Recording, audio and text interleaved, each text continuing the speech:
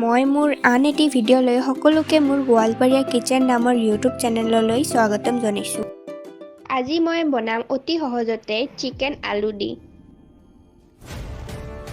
ইয়াতে মই কাটি লৈছোঁ নহৰু, আদা, মেথি, জলকীয়া আৰু পিঁয়াজ। আৰু ইয়াতে মই কাটি লৈছোঁ আলুখিনি।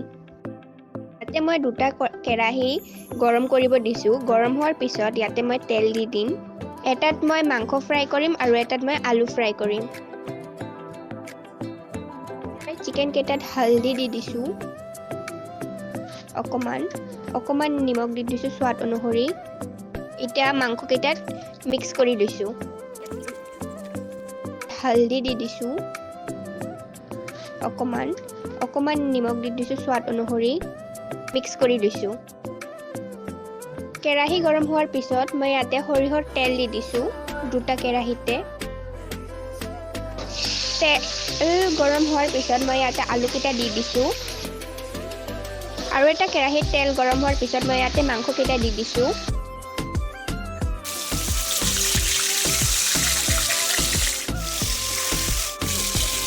মাংসকেইটা ফ্ৰাই হোৱাৰ পিছত মই ইয়াতে উঠাই লৈছোঁ।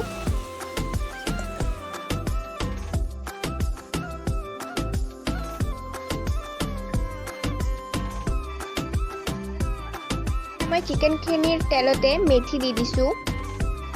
মেথি দিয়াৰ পিছত পিঁয়াজখিনি দি দিছোঁ।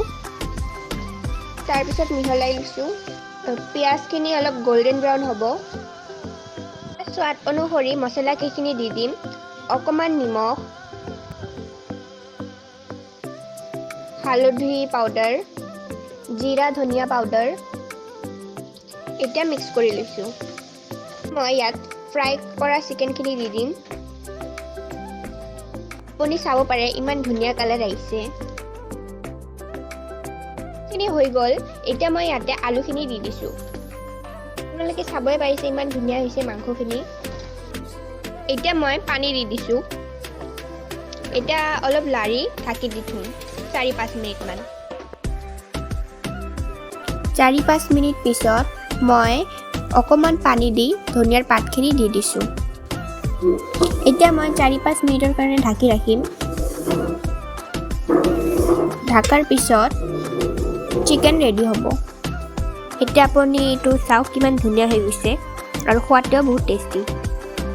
আশা কৰোঁ ভিডিঅ'টো চাই আপুনি ভাল পালে। আৰু যদি ভাল পাইছে তেন্তে মোক কমেণ্ট কৰি জনাব নাপাহৰিব। Thank U.